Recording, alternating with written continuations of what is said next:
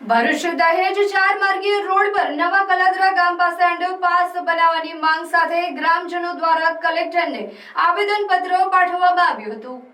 ભરૂચ જિલ્લા કલેક્ટર કચેરી ખાતે દહેજના નવા કલાદરા ગામના આગેવાનોએ એક આવેદનપત્ર પાઠવ્યું હતું, જેમાં જણાવ્યા અનુસાર ભરૂચ દહેજ માર્ગને ચાર માર્ગીય બનાવવાની કામગીરી હાલ ચાલુ છે। બાસલીથી પશ્ચિમ દિશામાં દહેજ તરફ 3 કિલોમીટરના અંતરે ચાર માર્ગીય રોડ ઉપર નવા કલાદરા ગામ પાસે અંડરપાસની જરૂરિયાત વર્તાઈ રહી છે। અંડરપાસના અભાવે ઘણી મુશ્કેલીઓ ગ્રામજનો વેઠી રહ્યા છે, ત્યારે રોજગારી, શિક્ષણ અને અકસ્માતની શક્યતા છે। તેવામાં વહેલી તકે અંડરપાસની કામગીરી પણ શરૂ કરવામાં આવે તેવી માંગ કરવામાં આવી છે। અમારું ગામ વાગરા તાલુકા નવા કલાદરા છે અને ત્યાં અમારે અંડરપાસની જરૂર છે। અને આજે તમે સર્વે કરો કે ભરૂચ થી દહેજ રોડ પર તમે સર્વે કરશો તો એક ગામ એવું બાકી નથી કે જ્યાં અંડરપાસ નથી આપેલો।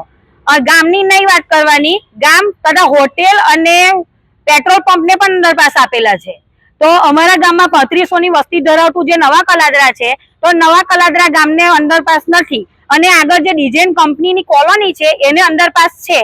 આની આગળ અમે આ બાબતે અરજી આપણા વાગરા તાલુકાના ધારાસભ્ય અરુણસિંહ રાણા તથા આપણા ભરૂચ જિલ્લાના સભ્ય શ્રી રમેશભાઈ મિસ્ત્રી સાહેબને અને કાર્યપાલકને પણ આપી ચૂકેલા છે અને તેઓએ અમને એવું જવાબ આપેલો છે કે આગળ અમે વાતચીત અમારી ચાલુ છે, પણ હજુ સુધી એનું કોઈ નિરાકરણ નથી।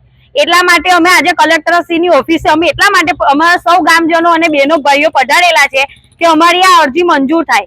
અને બીજું એક વાત કે ભાજપ સરકારની અંદર કશું જ અશક્ય નથી, બધું જ શક્ય છે। જ્યારે નર્મદા મૈયા બ્રિજ બનતો હતો અને તે કોલેજ સુધી જ હતો, પરંતુ દુષ્યંત પટેલે એને પેટ્રોલ પંપ સુધી કરાવ્યો। અને અત્યારે હાલ અઠવાડિયાની જ વાત છે કે અત્યારે જે દિલ્હી મુંબઈ એક્સપ્રેસ બને છે એમાં અંકલેશ્વર પુનગામ પાસે એક્ઝિટ અને એન્ટ્રી બંને આપી અને બધું ચેન્જ કરાવડાયું, જ્યારે અમારે ખાલી અંડરપાસની જરૂર છે।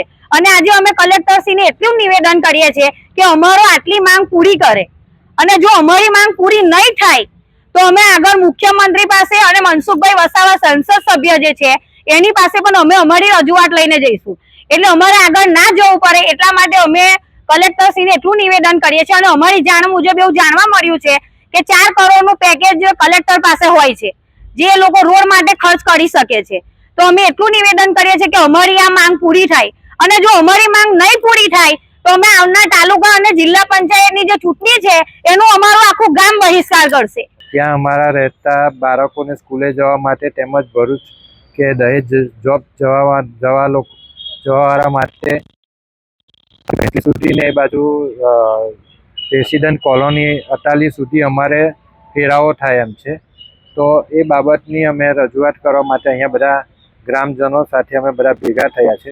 તો વહેલી તકે આ પ્રશ્નનું નિરાકરણ લાવો તો સારું રહેશે, એ અપેક્ષાથી અમે બધા અહીંયા આવેલા છીએ। હા, અમે અગાઉ જાણ કરેલી છે રોડ ડેવલપમેન્ટ ઓથોરિટીને, પણ જાન્યુઆરીની અમે એપ્લિકેશન મોકલેલી છે।